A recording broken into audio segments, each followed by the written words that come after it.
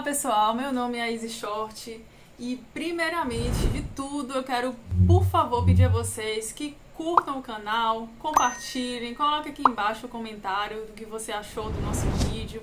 Bem pessoal, como todos nós sabemos, nós estamos no mês de outubro e na famosíssima campanha do Outubro Rosa, onde nós temos que conscientizar a sociedade para a prevenção do câncer de mama e do colo do útero.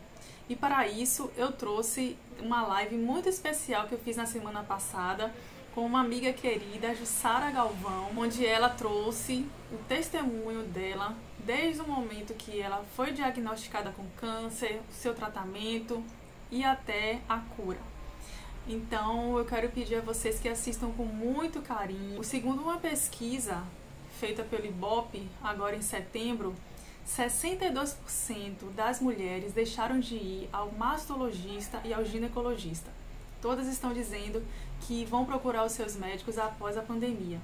Mas eu quero dizer a vocês que é muito importante a gente procurar um médico para fazer as nossas revisões anuais. Casos de descoberta do câncer precocemente, há chances de 95% de cura. Isso mesmo. Então, o câncer, quando é diagnosticado precocemente, há a chance de cura de 95%. Então, vamos correr atrás, passe essa live para outras mulheres, assistam até o final, é um testemunho tremendo. E outra coisa que eu quero falar, muito importante, todas as atitudes de Jussara foram decisões pessoais dela. Nós não estamos aqui dizendo para alguém que está passando por essa situação para deixar de fazer o tratamento ou não obedecer ao que o médico está recomendando, mas estamos passando o testemunho de fé da Jussara, tá certo? Qualquer dúvida, pode deixar aqui nos comentários, se quiser entrar em contato com a gente. E agradeço mais uma vez por estarem aqui conosco, tá bom? Aproveitem a live, assistam até o final porque está maravilhosa, uma bênção mesmo. Fiquem com Deus, um grande beijo. Bom, como na época eu fazia bastante atividade física na academia, teve um dia que eu fiz um determinado exercício que acho que mexeu com a musculatura do peito. E quando eu cheguei em casa para tomar banho, que eu passei a mão, houve assim sabe, um estalo. Eu achei que aquilo tinha crescido, eu achei que estava estranho. E eu decidi procurar um mastologista, um médico especialista. Mas você fazendo o autoexame, você sentiu um Não foi nódulo? um banho, eu passei a mão na mama e Sentiu? eu senti esse nódulo. O que acontece? Eu fui no mastologista, ele disse, olha, a minha indicação é para tirar isso aí, é uma cirurgia relativamente simples e a gente faz em ambulatório mesmo, mas eu vou pedir uma biópsia antes de fazer essa cirurgia. E aí, quando nós fizemos a biópsia, estava lá o resultado no dia que eu fui receber. Eu estava sozinha e eu fui receber e eu li aquilo, achei um nome super estranho. Era carcinoma ductual invasivo da mama esquerda. Quando eu vi isso tão grande, eu digo, não, isso é estranho demais, gente. Muito estranho. E aí eu liguei para a menina que trabalhava comigo no escritório e pedi para ela colocar aquilo na internet, né? Porque com a É a internet, primeira coisa que a gente faz, né? Vamos procurar na internet, o doutor Google. o Google. Que aqui eu quero fazer uma pausa para fazer uma pequena observação, sabe? Porque na internet tem de tudo. E a gente nem sempre sabe o que a gente pode de fato dar credibilidade, né? Então a gente tem que ter cuidado nesse tempo aí de fake news, de muita coisa que Verdade. filtrar, né, as informações. Bom, mas quando ela colocou aquele nome da internet e eu vi a tradução daquilo para uma linguagem que eu pudesse entender, eu entendi que tinha câncer de mama. E ali, de fato, o meu mundo caiu. A primeira impressão que eu tive é que eu tinha um tempo contado para viver e que eu não sabia como seria a partir dali, porque, sabe, a sensação, eu às vezes falava isso, é como se você tivesse um trem fantasma e tivesse saindo aqueles monstros. Você até acha que vai sair daquele túnel em algum momento, mas você não sabe os bichos que tem no caminho. Então, você inicia uma jornada muito complexa, porque a partir desse diagnóstico, você vai fazer vários exames. Você vai examinar seu abdômen, você vai examinar seu pulmão. Por quê? Porque precisa saber se existe metástase, não é? Sim. Muitas pessoas saibam, mas a situação da metástase é quando o câncer se espalhou para outros órgãos, além daquele que originou. Então, assim, o Senhor é contigo. Como eu seguro a sua mão, ele vai segurar e vai atravessar com você. E Deus ainda vai fazer grandes coisas através da sua vida. E eu ouvi aquilo, mas não fazia muito sentido. Até porque Deus leva as pessoas ao deserto, né? O deserto é um lugar de encontro com Deus, né? Nos leva ao deserto para nos fazer sofrer no deserto. Mas o lugar de Deus é o lugar da solitude, só nós e Ele. E verdadeiramente bom, mas houve a palavra.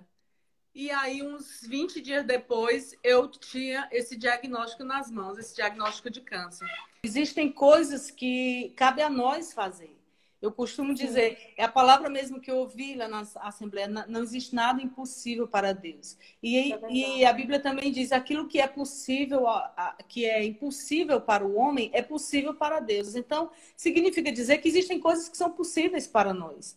O que é possível para nós, né? Hábitos saudáveis, ter cuidado com aquilo que deve ser o portador do sagrado em nós, que é o nosso corpo, não é? Nós podemos cuidar do nosso corpo, alimentar bem o nosso corpo, ter um bom sono, não é? Ingerir coisas saudáveis, procurar ter uma atividade física, procurar viver de certa forma tranquilo, não deixar se consumir pela ansiedade ou pela preocupação exacerbada, pela tensão. Isso é a nossa parte, isso é possível para nós, não é?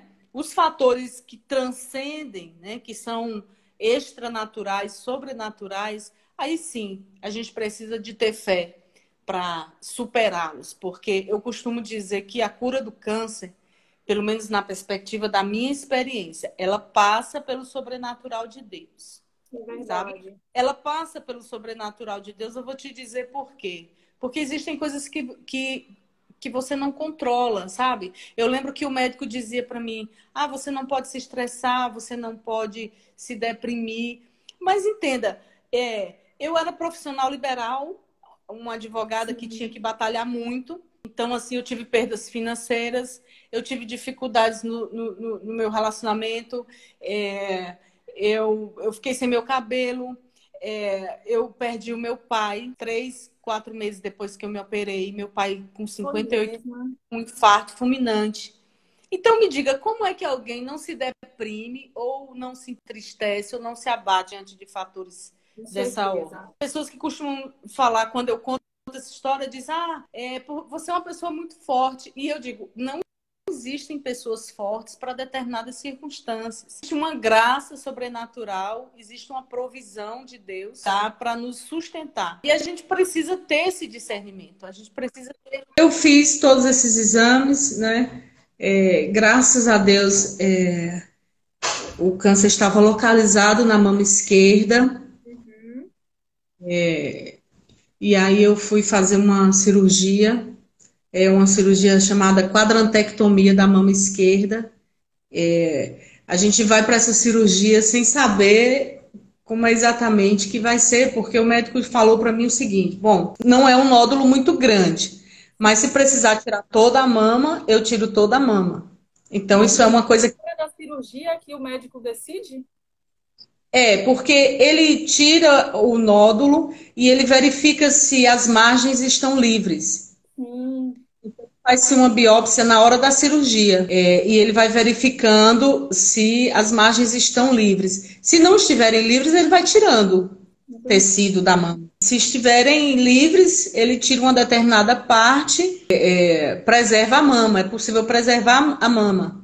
Também o médico verifica sobre os linfonodos que ficam nas axilas. Os linfonodos são, até onde eu entendo, acho que são como glândulas que produzem células de defesa, e eles são afetados pelo câncer de mama.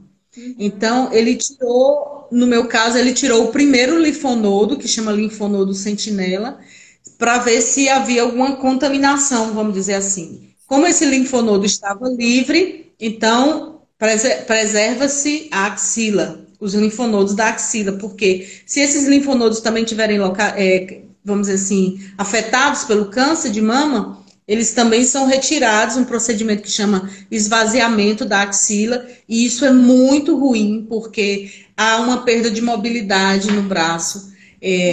A mulher fica sem poder fazer determinados movimentos, porque se o braço inchar, não desincha mais. Nossa. Né? Então, é super complicado se precisar fazer isso. Eu não sabia disso.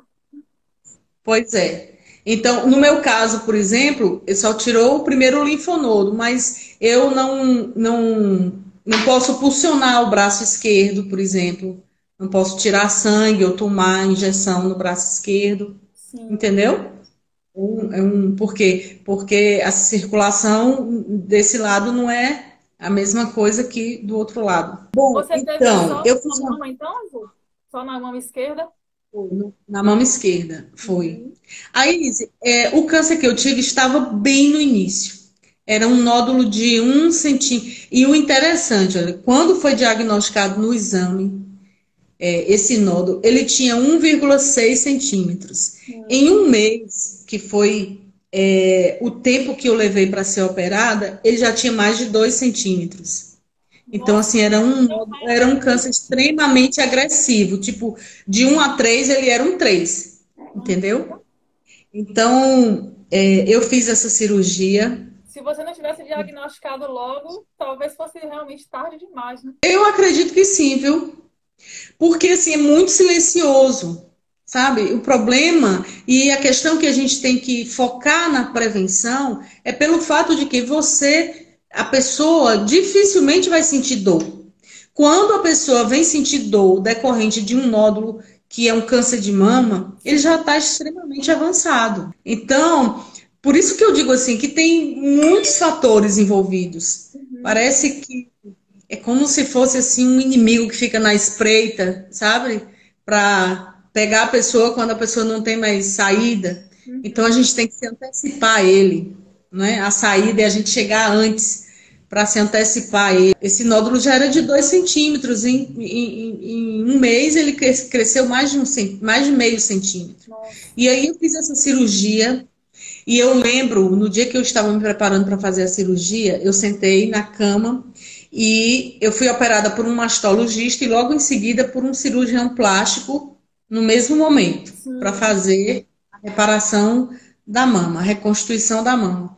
E eu lembro que eu sentada na cama, o cirurgião plástico chegou e começou a riscar partes na minha barriga e partes nas minhas costas, porque ele achava que, como tinha mama pequena, era possível que não houvesse tecido suficiente para fazer um enxerto. Então, ele ia tirar tecido da barriga ou das costas para poder fazer esse trabalho. E a minha mãe me conta, a minha mãe estava sentada lá no quarto comigo, olhando essa situação desse médico desenhando minhas costas, fazendo as marcações, e a minha mãe disse que fazia uma oração, falou para mim que fazia uma oração assim. Ela disse, olha, você está desenhando aí, mas você não vai cortar lugar nenhum. Fora essa mama, nenhum lugar do corpo dela vai ser cortado.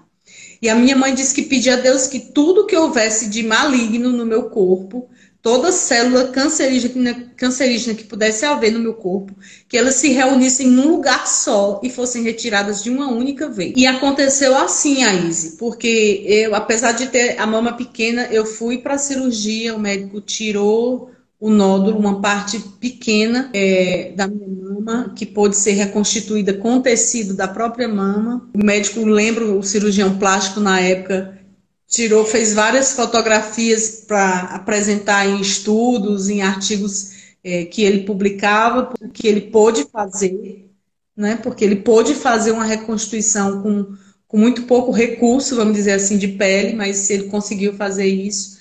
E, de fato, tudo que precisava sair do meu corpo, eu acredito que saiu naquele momento da cirurgia. Como não é possível dimensionar a extensão, o dano que células cancerígenas podem causar num determinado momento no corpo, então eu precisava de outros tratamentos, tais como radioterapia e quimioterapia.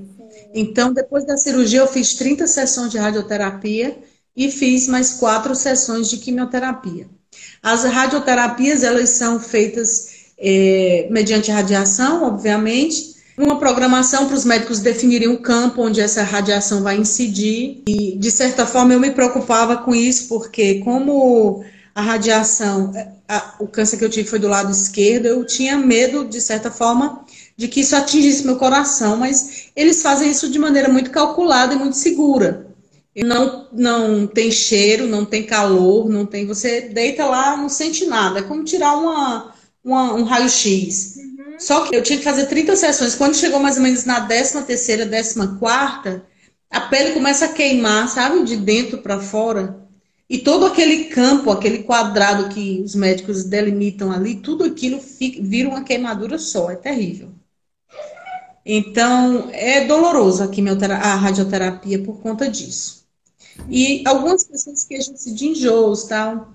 Eu ia para o hospital todos os dias. E eu chegava lá 2 horas da tarde, saía 6 horas da noite, 7 horas. Porque apesar do procedimento durar uns 20 minutos, 30 minutos, mas é muita gente para ser atendida. Então, assim, a gente tem que esperar. E foi nesse período que meu pai faleceu. Eu estava na metade do tratamento da radioterapia quando meu pai faleceu. Eu tive que interromper o tratamento para acompanhar o velório dele. Foi muito difícil porque o hospital foi o último lugar onde eu vi ele vivo. Então, depois que eu voltei, era horrível para mim voltar para o hospital todos os dias, sabe? Muito ruim. Depois disso, eu tinha que fazer as quimioterapias. A previsão era de que eu fizesse 8 quimioterapias a princípio e depois um tratamento com uma droga experimental na época, chamada Herceptin, que eu usaria por 2 anos. Depois disso tudo também há uma outra biópsia, uma última biópsia que na época não fazia no Ceará, eles mandavam material, uma lâmina com uma parte do material para São Paulo. É um exame chamado, salvo engano, imunohistoquímica, que é para ver se o tumor é relacionado a hormônios ou não. Né? No meu caso, não tinha relação com hormônios. Então, isso define o tratamento de quimioterapia e o tratamento também que se faz depois que termina a quimioterapia. Por isso que tem mulheres que têm câncer de mama que passam 5 anos tomando remédios à base de hormônios. Eu tinha que fazer essa quimioterapia, esse tratamento depois de 2 anos. Eu entro agora na parte que diz respeito a essa questão da fé, porque em tudo isso era tudo muito difícil e às vezes eu confesso para você que eu mesma não tinha forças para orar. Eu acompanhava minha mãe na oração, que orava comigo, cantava, e eu sempre recebia a visita das irmãs da igreja, do círculo de oração, mas eu mesma não tinha, sabe? Era como se eu estivesse ali esperando ver o que ia acontecer com tudo aqui. Mas eu sempre falava para as pessoas, eu creio que Jesus já me curou, mas a gente não pode ser ignorante, a gente tem que fazer os tratamentos e tal. E aí, uma vez, eu estava em casa, uma irmã chegou para me visitar e disse assim, interessante, você disse que Jesus já lhe curou, mas você continua tomando esses venenos. Falou assim a respeito da quimioterapia, porque realmente debilita muito a quimioterapia. Quando ela falou isso, eu já estava sem nenhum cabelo, sem sobrancelha, né? Já estava um pouco inchada dos corticoides e já não me alimentava muito bem.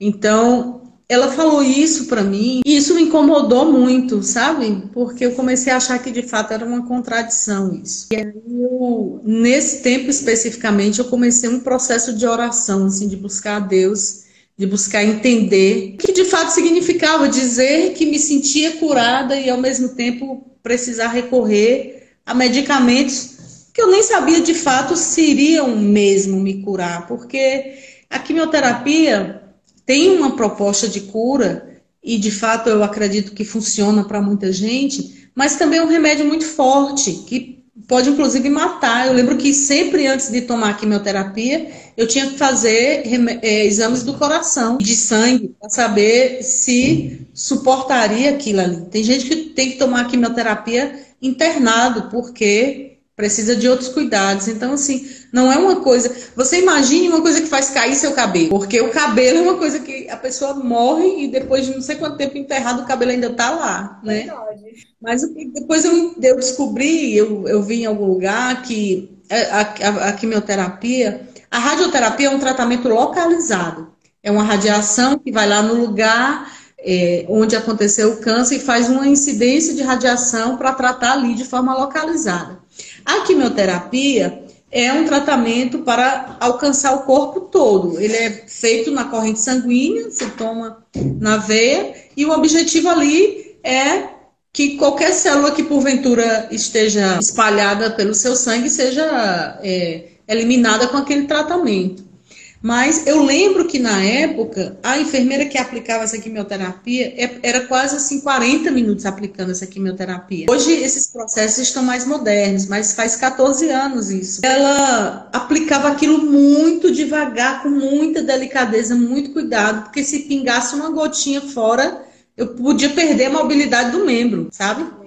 E eu sentia que entrava na minha veia, parecia uma pimenta gelada, uma sensação terrível. Eu lembro que quando eu tomei a primeira quimioterapia, me ocorreu uma palavra, né, que está lá no Evangelho, acho que de Marcos, que diz que Jesus fala para os discípulos que se nós bebêssemos veneno mortal, nós não seríamos atingidos porque ele estaria conosco. Então eu lembrava disso, eu lembrava dessa palavra. Em todo momento, viu, Aís, eu quero falar isso, foi muito importante para mim conhecer a palavra, sabe? A palavra me alimentou, embora eu não tivesse tanta força em mim para orar, mas a palavra me supriu, porque a palavra, Jesus é a própria palavra, João disse que ele era o verbo, Jesus é a palavra, e Jesus disse a respeito de si, eu sou o pão vivo que desceu do céu. Então a palavra é o pão vivo, é Jesus que nos alimenta. Lembro, inclusive, que quando eu tive assim a certeza desse diagnóstico, a primeira palavra que me ocorreu foi uma palavra que está lá em Provérbios, me escapa agora o versículo, mas que diz que Deus faz todas as coisas com propósito. Então eu acreditei, em primeiro lugar, que Deus ia me livrar daquilo, e eu acreditei que havia um propósito. E havia, quando eu podia, eu sempre lembrava a Deus, para que não me deixasse passar por aquilo, sem perceber o propósito que havia por trás daquilo. Porque eu acredito que as situações extremas como essa pandemia que a gente está enfrentando, né? Situações de morte, ou de iminência de morte, ou de medo de morte, ou de medo de perder a vida. Essas situações, elas precisam nos levar a reinterpretar a realidade. A gente precisa se permitir refletir sobre a vida, se permitir quebrar alguns paradigmas, se permitir se deixar ser humilhado mesmo pelas circunstâncias, sabe? Eu acho que isso não mata ninguém, não. Isso não ofende ninguém, não. Pelo contrário, eu acho que é muito bom ser renovado, se permitir ser renovado por essas circunstâncias, porque eu digo para você, eu prefiro a Jussara depois do câncer do que a Jussara de antes do câncer. Você me perguntar, foi bom para você? Olha, eu digo para você, eu não estou no nível de Davi. Davi disse lá num dos Salmos que foi bom para ele ter sofrido para poder ter aprendido os decretos do Senhor, né? Eu digo para você, não foi bom para mim ter sofrido. E eu aprendi através dessa experiência, eu acredito que nenhuma outra experiência poderia ter me dado. Eu lembro de uma frase da Bispa Sônia Hernandes que diz que Deus se torna real na vida daquele que tem uma experiência com ele. Então, se estabelece uma verdade existencial. Eu não sei se entre as pessoas que estão nos ouvindo agora, há pessoas que não creem assim como eu, como você. Eu acho que não tem problema nenhum nisso. Eu acho que a gente é livre para exercer a nossa fé, as nossas crenças. Mas quando algo se estabelece como uma verdade existencial para você, nada pode te roubar essa convicção. Então, Deus se tornou real na minha vida através, muito mais, né, através dessa experiência do que de qualquer outra. Então, nesse tempo que essa pessoa chegou e falou isso para mim, eu pensei, poxa, de fato, e comecei a buscar a Deus. E eu me agarrei com muita força numa palavra que está lá no livro do profeta Isaías, o capítulo 53, onde ele diz que verdadeiramente Jesus tomou sobre si nossas dores, nossas enfermidades, e que pelas suas pisaduras de sangue nós somos sarados. Amém. E aí eu decidi parar o tratamento. Foi mesmo. Na quarta quimioterapia, eu decidi que não ia fazer mais. Que aquela palavra ia se tornar verdade na minha vida e que eu ia dar um passo de fé. E eu lembro que eu pedi um sinal a Deus. O sinal que eu pedi a Deus foi a concordância da minha mãe. Eu pensava assim, entre todas as pessoas que existem no mundo, a única que de fato não vai me querer ver morrer é minha mãe, né? Quando eu falei para minha mãe que tinha tomado essa decisão, ela disse, se você crê assim. Então, eu tô falando isso porque você me convidou a contar essa história.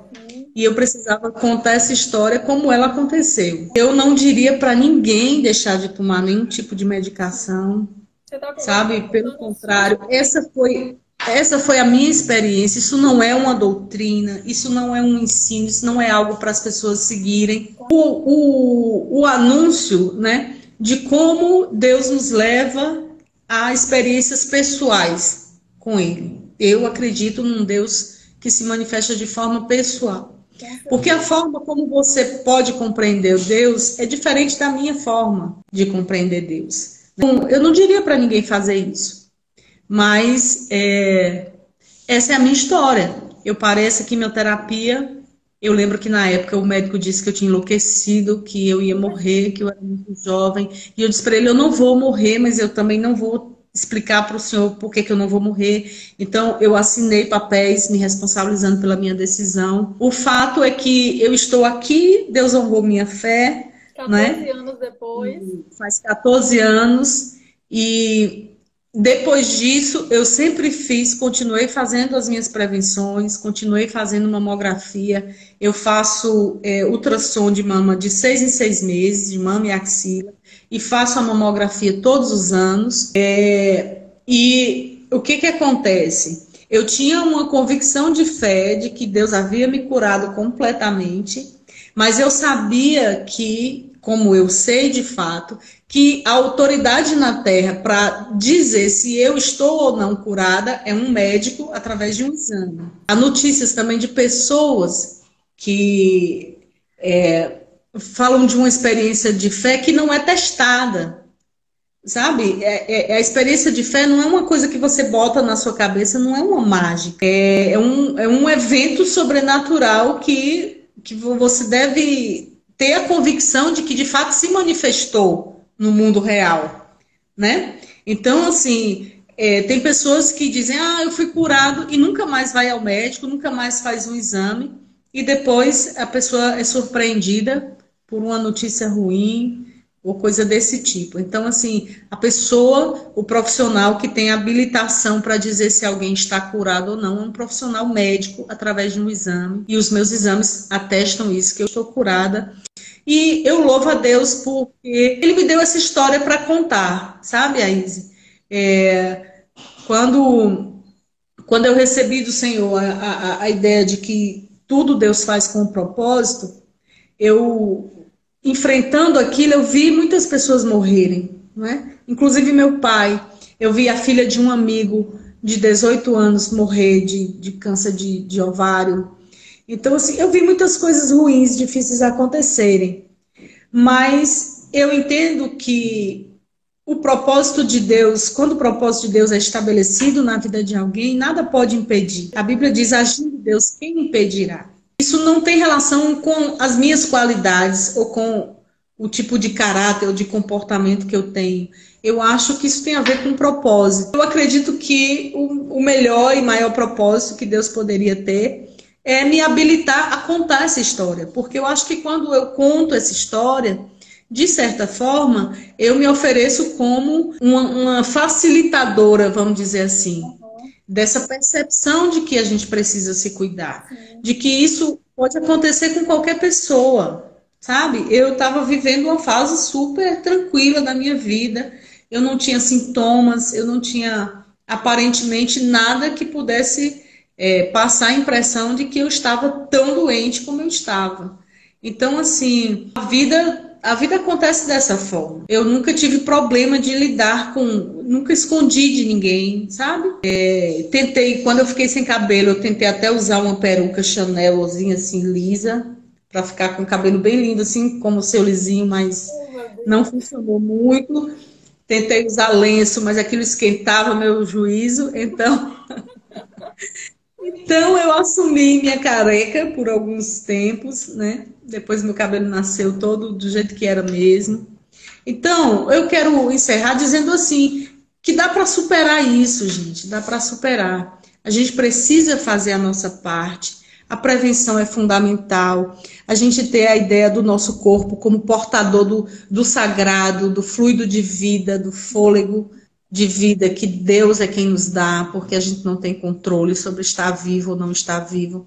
Então, a gente ter essa ideia, sabe, de que a gente se cuida e a gente busca o que existe para a gente se prevenir.